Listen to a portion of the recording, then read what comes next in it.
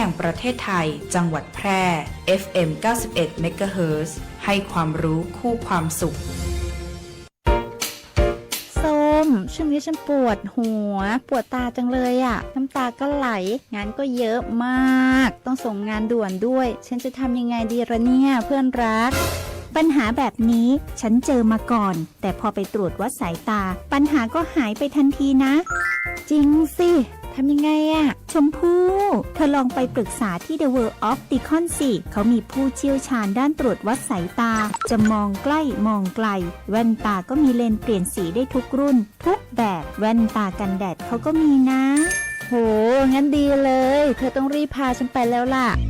The World Opticon รับปรึกษาปัญหาด้านสายตาตรวจวัดสายตาด้วยระบบคอมพิวเตอร์ที่ทันสมัยจำหน่ายแว่นตานาฬิกาทุกชนิดและคอนแทคเลนส์ทุกรุ่นหรือจะซ่อมก็มีช่างผู้ชำนาญงานละเอียดทุกขั้นตอนไปได้เลยที่ The World Opticon ถนนภูเก็ตมุมแยกกาดน้ำทองที่จอดรถสะดวกสบายโทร 0546279972ถ้าคุณกำลังถามตัวเองว่าเรียนอะไรดีที่จบแล้วมีงานทำจริงเรียนอะไรที่ต่อยอดชีวิตได้ไกลกว่าห้องเรียนหยุดคิดไว้ตรงนี้เพราะคำตอบอยู่ที่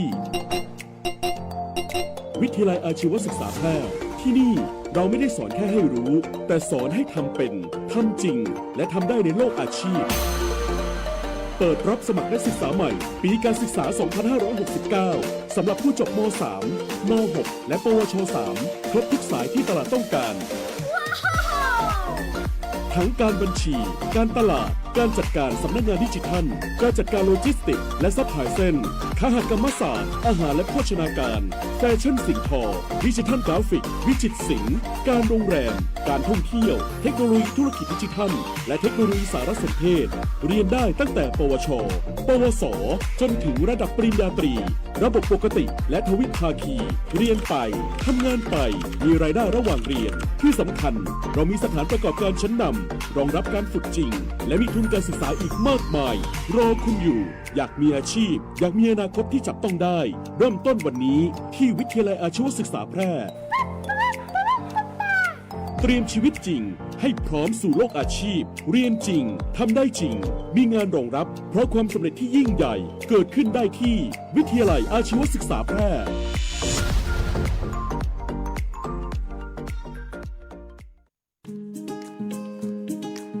สินเชื่อสวัสดิการเป็นสินเชื่อเพื่อที่อยู่อาศัยสำหรับลูกค้าสวัสดิการที่หน่วยงานทำข้อตกลงโครงการสวัสดิการเงินกู้ที่อยู่อาศัยประเภทไม่มีเงินฝากกับธนาคารไม่ว่าจะซื้อที่ดินปลูกสร้างอาคาร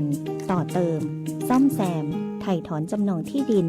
ซื้ออุปกรณ์สิ่งอำนวยความสะดวกเพื่อประโยชน์ในการอยู่อาศัยหรือจะกู้เพิ่มผ่อนชำระไม่น้อยกว่า3ปีและไม่เกิน40ปีโดยอายุผู้กู้รวมกับระยะเวลาที่ขอกู้ต้องไม่เกิน70ปีอัตราดอกเบี้ยตามเงื่อนไขที่ธนาคารกำหนดสนใจติดต่อได้ที่ธนาคารอาคารสงเคราะห์ใกล้บ้านแอดไลน์ GHB Buddy หรือโทร 054-621-490-5 ทอส.แพร่พร้อมให้บริการคุณซื้อประกันภัยบัดดี้ฟังแค่เช็คชัดชัวร์ก่อนลดเสี่ยง 1. เช็คใบอนุญาตตัวแทนและนายหน้าผ่านเว็บไซต์คปภ. 2. ชัดอ่านใบเสนอขายและรายละเอียดความคุ้มครองกรมธรรม์ประกันภัยเพื่อครบถ้วน 3. ชัวร์ช่องทางชำระเบี้ยจ่ายตามที่บริษัทรับรองบัดดี้ลืมเก็บหลักฐานไว้ตัว 3 ขั้นตอนง่ายๆสำหรับการซื้อประกันภัยครั้งต่อไปค้นกลางโปร่งใสอุ่นใจได้สิทธิ์ครบสายด่วนคปภ. 1186 Line Official @OIC Connect คปภ.คุ้มครองผู้ทำประกันภัยคุ้มครองคุณอย่าประมาทอากาศร้อนฟ้าเปลี่ยนสีลมกระโชกแรงนั่นคือสัญญาณของพายุฤดูร้อนและอาจจะเกิดฟ้าผ่ามีลูกเห็บตกในบางพื้นที่ได้อีกเตรียมตัวให้พร้อมปลอดภัยไว้ก่อนเช็คหลังคาบ้านให้ดีปิดหน้าต่างให้สนิทงดใช้โทรศัพท์มือถือในที่โล่งแจ้งขณะเกิดฝนฟ้าคะนองเกษตรกรต้องป้องกันความเสียหายที่จะเกิดกับผลผลิตทางการเกษตรติดตามข่าวสารจากกรมอุตุนิยมวิทยาอย่างใกล้ชิดพายุมาเร็วไปเร็วแต่อันตรายกว่าที่คิดด้วยความห่วงใยจากองค์การบริหารส่วนจังหวัดแพร่ จากสถิติของทางการพบละออนไทยเสียชีวิตจากการจมน้ำจำนวนมากทุกปีโดยเฉพาะในช่วงหน้าร้อนผู้ปกครองควรใส่ใจและดูแลเด็กๆอย่างใกล้ชิดควรสอนเด็กให้ว่ายน้ำเป็นรู้วิธีเอาตัวรอดจากการจมน้ำควรสวมใส่อุปกรณ์ป้องกันการจมน้ำขณะลงเล่นน้ำเรียนรู้วิธีช่วยคนจมน้ำเช่นตะโกนขอความช่วยเหลือโยนอุปกรณ์ให้คนจมน้ำยื่นอุปกรณ์ให้คนตกน้ำจับและเตือนเด็กเสมอถึงอันตรายทางน้ำเช่นอย่าใกล้แหล่งน้ำเพราะอาจลื่นล่มพลัดตกลงไปในน้ำใดอย่าเก็บสิ่งของที่ตกลงไปในน้ำเองควรแจ้งผู้ใหญ่ให้ช่วยเก็บอย่าก้มหรือชะโงกลงไปในโอ่งน้ำตุ่มน้ำถังน้ำเพราะอาจหัวทิ่มลงไปในน้ำใดพบเห็นคนตกน้ำแจ้งสายด่วนกู้ชีพกู้ภัย1669ทันทีด้วยความห่วงใยจากผู้ว่าราชการจังหวัดแพร่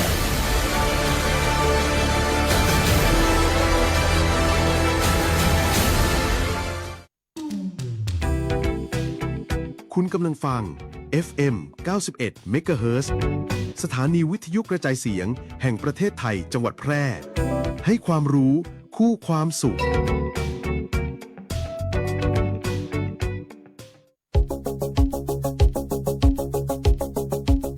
ข่าวสารฉับไวใกล้ตัวบริการทันใจร่วมแรงร่วมใจงานบ้านงานบุญประกวดราคาโปร่งใส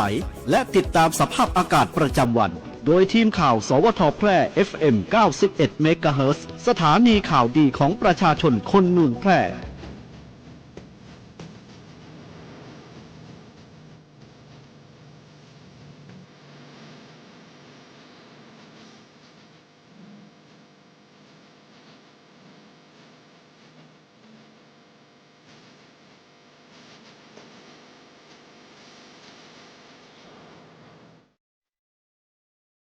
สวัสดีค่ะสถานีวิทยุกระจายเสียงแห่งประเทศไทยจังหวัดแพร่ขอเสนอข่าวท้องถิ่นประจำวันจันทร์ที่6เมษายนพุทธศักราช2569โดยมีหัวข้อข่าวดังต่อไปนี้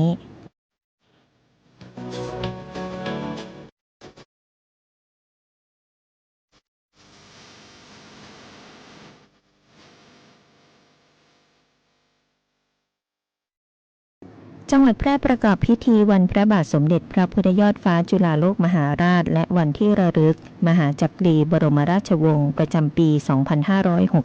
2569 จังหวัดแพร่พบจุดความร้อน 77 จุดสูงสุดที่อำเภอเมืองแพร่ 33 จุดจังหวัดแพร่เปิดรับสมัครผู้ประกอบการเร่งยกระดับผ้าพื้นเมืองสู่แฟชั่นสากล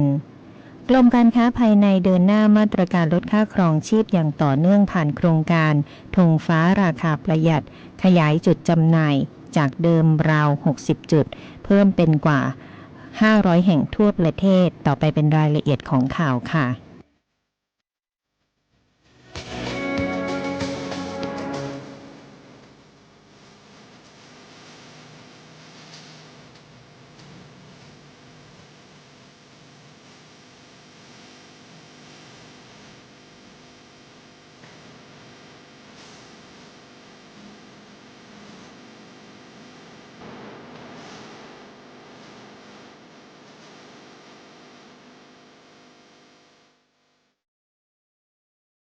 จังหวัดแพร่ประกอบพิธีวันพระบาทสมเด็จพระพุทธยอดฟ้าจุฬาโลกมหาราชและวันที่ระลึกมหาจักรีบรมราชวงศ์ประจำปีพุทธศักราช 2569 สำนักงานประชาสัมพันธ์จังหวัดแพร่รายงานว่าวันนี้ที่ศูนย์ประชุมและแสดงศิลปะวัฒนธรรมล้านนาตะวันออกและกลุ่มประเทศ GMS ตำบลทุ่งโฮงอำเภอเมืองแพร่จังหวัดแพร่นายสมชัยเลิศประสิทธิพันธ์ผู้ว่าราชการจังหวัดแพร่เป็นประธานในพิธีวางพานพุ่มถวายราชสักการะพระบรมสารีสลักษณ์พระบาทสมเด็จพระพุทธยอดฟ้าจุฬาโลกมหาราชเนื่องในวันพระบาทสมเด็จพระพุทธยอดฟ้าจุฬาโลกมหาราชและวันที่ระลึกมหาจักรีบรมราชวงศ์โดยมีผู้พิพากษาหัวหน้าศาลอัยการทหารตำรวจหัวหน้าส่วนราชการจิตอาสาพระราชทานและประชาชนชาวจังหวัดแพร่เข้าร่วมพิธีเพื่อน้อมรำลึกถึงพระมหากรุณาธิคุณของพระบาทสมเด็จพระพุทธยอดฟ้าจุฬาโลกมหาราชและพระมหากษัตริย์ทุกพระองค์แห่งราชวงศ์จักรีที่ทรงมีต่อชาติไทยและประสบกนิกรทุกหมู่เหล่าโดยผู้ร่วมพิธีได้ร่วม ถวายราชสักการะและถวายสัตย์ปฏิญาณถวายราชสดุดีเพื่อแสดงความจงรักภักดีเทิดทูนสถาบันพระมหากษัตริย์ให้สถิตมั่นในดวงใจของประชาชนตลอดไปสำหรับวันที่ 6 เมษายนของทุกปีเป็นวันจักรีซึ่งเป็นวันพระบาทสมเด็จพระพุทธยอดฟ้าจุฬาโลกมหาราชเสด็จขึ้นครองราชย์เป็นปฐมกษัตริย์แห่งราชวงศ์จักรีเมื่อพุทธศักราช 2325 และทรงสถาปนากรุงรัตนโกสินทร์เป็นราชธานี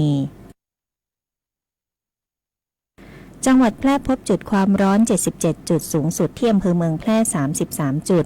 วันนี้จังหวัดแพร่ค่าฝุ่น PM 2.5 เกินค่ามาตรฐานวัดได้ 104.4 ไมโครกรัมต่อลูกบาศก์เมตรและพบจุดความร้อนถึง 77 จุดสูงสุดที่อำเภอเมืองแพร่ 33 จุดโดยจังหวัดแพร่มีมาตรการในการติดตามอย่างใกล้ชิดบูรณาการร่วมกับทุกภาคส่วนหากพบจุดความร้อนที่เกิดจากการกระทำของบุคคลให้บังคับใช้กฎหมายโดยเคร่งครัดให้ระดมทรัพยากรบุคลากรอุปกรณ์ชนิดการดับไฟป่าเพื่อบรรเทาความรุนแรงทำให้เข้าสู่ภาวะปกติโดยเร็วและประสานการปฏิบัติงานร่วมกับหน่วยงานที่เกี่ยวข้องรวมถึงปิดป่าสงวน 6 แห่งห้ามเผาป่าในระหว่างวันที่ 1-30 เมษายน 2569 ทั้งนี้กรมอนามัยได้มีการแนะนำให้เพิ่มความเข้มงวดในการป้องกันตนเองโดยเฉพาะกลุ่มเปราะบางเด็กเล็กหญิงตั้งครรภ์ผู้สูงอายุผู้ป่วยระบบทางเดินหายใจและโรคหัวใจหลีกเลี่ยงกิจกรรมกลางแจ้งในช่วงที่มีค่าฝุ่นสูงหากจำเป็นต้องออกจากนอกบ้านให้สวมหน้ากาก N95 และสวมให้กระชับเด็กเล็กควรงดกิจกรรมกลางแจ้งหญิงตั้งครรภ์ควรลดการสัมผัสฝุ่นเพื่อลดความเสี่ยงต่อทารกผู้สูงอายุผู้ป่วยโรคประจำตัวให้เฝ้าระวังอาการรับประทานยาอย่างสม่ำเสมอหากมีอาการผิดปกติให้รีบพบแพทย์แนะนำปรับบ้านเป็นพื้นที่ปลอดฝุ่นปิดประตูหน้าต่างใช้เครื่องฟอกอากาศและหลีกเลี่ยงกิจกรรมที่ก่อให้เกิดฝุ่นภายในบ้านจังหวัดแพร่เปิดรับสมัครผู้ประกอบการเร่งยกระดับผ้าพื้นเมืองสู่แฟชั่นสากลนายสมชัยเลิศประสิทธิพันธ์ผู้ว่าราชการจังหวัดแพร่เปิดเผยว่าโครงการยกระดับผ้าพื้นเมืองจังหวัดแพร่สู่ตลาดแฟชั่นระดับสากลเป็นการผลักดันภูมิปัญญาท้องถิ่นให้ผสานกับนวัตกรรมและความคิดสร้างสรรค์เปิดโอกาสให้ผู้ประกอบการทั้งรุ่นใหม่และรุ่นเดิมได้มีการพัฒนาองค์ความรู้ด้านการออกแบบการผลิตการตลาดภายใต้แนวคิดเศรษฐกิจหมุนเวียนเพื่อเพิ่มมูลค่าและสร้างความยั่งยืนให้กับอุตสาหกรรมผ้าพื้นเมืองสำหรับกิจกรรมภายใต้โครงการประกอบไปด้วยการอบรมในเชิงลึกการศึกษาดูงานการพัฒนาผลิตภัณฑ์ต้นแบบการรวมกลุ่มผู้ประกอบการในรูปแบบคลัสเตอร์เพื่อสร้างเครือข่ายที่เข้มแข็งโดยเปิดให้รับสมัครผู้ที่ประกอบการวิสาหกิจชุมชนนักเรียนนักศึกษาและผู้ที่สนใจเข้าร่วมโครงการตั้งแต่บัดนี้จนถึงวันที่ 20 เมษายน 2569 ผู้ที่ผ่านการคัดเลือกจะได้รับการพัฒนาอย่างครบวงจรผลักดันผ้าพื้นเมืองจังหวัดแพร่สู่เวทีโลกสร้างรายได้ให้กับชุมชนและขับเคลื่อนเศรษฐกิจสร้างสรรค์ให้เติบโตอย่างยั่งยืนผู้ที่สนใจสอบถามรายละเอียดเพิ่มเติมได้ที่สำนักงานอุตสาหกรรมจังหวัดแพร่สถาบันพัฒนาอุตสาหกรรมสิ่งทอกรมการค้าภายในเดินหน้ามาตรการลดค่าครองชีพอย่างต่อเนื่องผ่านโครงการธงฟ้าราคาประหยัดชี้ขยายจุดจำหน่ายจากเดิมราว60จุดเพิ่มเป็นกว่า500แห่งทั่วประเทศกรมการค้าภายในได้มีการเดินหน้ามาตรการลดค่าครองชีพอย่างต่อเนื่องผ่านโครงการธงฟ้าราคาประหยัดเพื่อให้ประชาชนได้เข้าถึงสินค้าอุปโภคบริโภคราคาประหยัดควบคู่ไปกับการเชื่อมโยงวัตถุดิบสู่ร้านอาหารโดยตรงเพื่อลดต้นทุนผู้ประกอบการช่วยให้สามารถจำหน่ายอาหารในราคาที่เหมาะสมและบรรเทาภาระค่าใช้จ่ายของประชาชนในช่วงวิกฤตทั้งนี้หากประชาชนพบเห็นการจำหน่ายสินค้าไม่เป็นธรรมหรือสงสัยว่าก๊าซหุงต้มมีปริมาณที่ไม่ครบถ้วนเช่นใช้แล้วหมดเร็วกว่าปกติสามารถแจ้งเบาะแสได้ที่สายด่วนกรมการค้าภายใน1569หรือผ่านแอปพลิเคชันเมนูรับเรื่องร้องเรียน Mr. DIT โดยสามารถแนบภาพถ่ายคลิปวิดีโอประกอบเพื่อให้เจ้าหน้าที่ได้สำรวจ ตรวจสอบและดำเนินการตามกฎหมายอย่างรวดเร็วต่อไปส่วนการดูแลด้านการเดินทางผ่านสายการบินสำนักงานการบินพลเรือนแห่งประเทศไทยได้ติดตามสถานการณ์ความขัดแย้งในภูมิภาคตะวันออกกลางอย่างใกล้ชิดโดยปัจจุบันสายการบินในภูมิภาคดังกล่าวทยอยกลับมาให้บริการเพิ่มเติมอย่างต่อเนื่องคิดเป็นมากกว่าครึ่งของปริมาณเที่ยวบินในภาวะปกติขณะที่สายการบินจากบางประเทศเช่นบาห์เรนคูเวตเตรียมกลับมาทำการบินโดยใช้ท่าอากาศยานในประเทศซาอุดิอาระเบียเป็นฐานปฏิบัติการชั่วคราวส่งผลให้ยังคงเหลือเพียงบางประเทศคู่ขัดแย้งที่ยังไม่สามารถทำการบินได้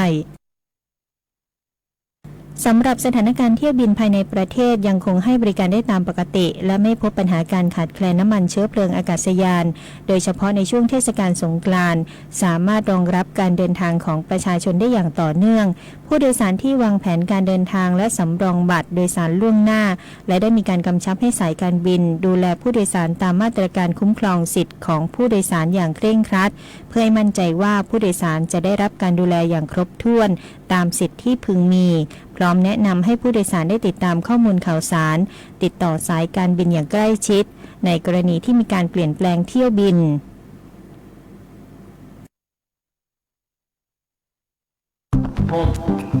ผมคิดว่าลองเสพแล้วมันจะไม่เป็นอะไรหรือเปล่าไม่เห็นผมเสียทั้งความไว้ใจและเสียอนาคต ชีวิตอาจพลาดแต่ไม่ควรถูกทิ้งผู้ติดยาเสพติดสามารถเข้ารับการบำบัดรักษาและฟื้นฟูในสถานพยาบาลของรัฐเพื่อเริ่มต้นชีวิตใหม่ได้อีกครั้งพลาดได้รักษาได้ชีวิตไปต่อด้วยความปรารถนาดีจากสำนักงานประชาสัมพันธ์ที่ 3 กรมประชาสัมพันธ์ตาขวางเดินโซเซห่างตกลิ้นห้อยน้ำลายย่อยแม่นเลยเจ้าสัตว์เลี้ยงของท่านกำลังเป็นโรคพิษสุนัขบ้าเพื่อบ่ให้มีการสูญเสียชีวิตจากโรคพิษสุนัขบ้าเฮาผู้คนต้องเป็นส่วนหนึ่งในการเฝ้าระวังป้องกันควบคุมและบูรณาการร่วมกันกำจัดโรคพิษสุนัขบ้าให้หมดไปจากประเทศไทยและบ่ได้ลืมว่าสัตว์เลี้ยงลูกด้วยนมกูชนิดเป็นโรคพิษสุนัขบ้าเฮาต้องเฝ้าระวังสัตว์ปลอดโรคขนปลอดภัยจากโรคพิษสุนัขบ้า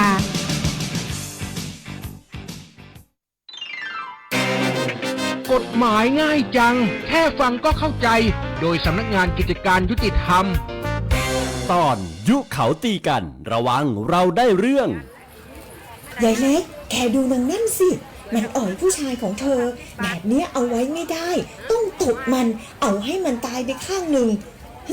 ยายนั่นน่ะมันร้ายนะเห็นหน้าซื่อๆจิตใจร้ายใช่เล่นเลยจะดีเหรอแกฉันไม่กล้าดีสิเอาเลยอะไปยุยงเขาแบบนั้นถ้าเกิดเขาไปทำร้ายคนอื่นเข้าจริงๆมีความผิดร่วมด้วยนะคะถึงจะไม่ได้เป็นคนลงมือเองก็ตามแต่ถ้าเกิดมีใครยืนยันหรือว่ามีหลักฐานว่าใครเป็นคนยุยงให้เกิดการทะเลาะวิวาทขึ้นคนที่ยุยงส่งเสริมจะได้รับโทษ1 ใน 3หรือว่าได้รับโทษเท่ากับความผิดของคนที่ทำผิดเลยนะคะสมมุติคุณสำลีโดนตำรวจจับข้อหาทำร้ายร่างกายคุณสำลีกับคุณสมัยในฐานะผู้ยุยงส่งเสริมอาจจะติดคุกกันไม่เกินคนละ2 ปีหรือโดนปรับเงินไม่เกิน 40,000 บาทหรือทั้งจำคุกทั้งปรับเงินคุณสำลีโดนคุณสมัยก็ต้องโดนไปด้วยค่ะฉะนั้นอย่าไปยุยงให้คนทำร้ายกันเลยค่ะเพราะมีแต่คนต้องลำบากทั้งคนทำร้ายคนถูกทำร้ายและคนยุยงก็เช่นกันค่ะอ้าวเฮ้ยยายเล็กใจเย็นๆกลับมาก่อนมีอะไรค่อยๆคุยกันดีกว่าหากสงสัยเรื่องกฎหมายหรือได้รับความไม่เป็นธรรมติดต่อสำนักงานยุติธรรมจังหวัดทั่วประเทศหรือโทรสายด่วนยุติธรรม1111กด77นะจะบอกให้สวัสดีเจ้าน้ำตาลพิจักคณะนะเจ้าขอเชิญชวนฮีโร่เจ้าประจำตีสัญญาว่าจะมาบริจาคเลือดตึง3 เดือนและคนตีมาบริจาคเตือแรกอยากให้อยู่ด้วยกันเป็นหมื่นส่วนคนตีหายไปหมู่เฮายังรอคุณปิกมาหาเสมอเนอะเจ้าสำหรับไผ่ที่ยังบ่เคยบริจาคเลือดมาลองเป็นผู้ฮื้อและมาเป็นครอบครัวเดียวกันเนอะเจ้าเพราะทุกวินาทีคือโอกาสช่วยชีวิตการฮื้อเลือดเลยเป็นเรื่องที่รอวันผูกบ่ได้ติดตาม Give But Now ฮื้อเลือดฮื้อได้ฮื้อเลยได้ทุกแพลตฟอร์ม Official ของศูนย์บริการโลหิตแห่งชาติสภากาชาดไทยเจ้าให้เลือด Give Blood ให้ชีวิต Give Life ให้เลือดให้ชีวิต Give Blood Give Life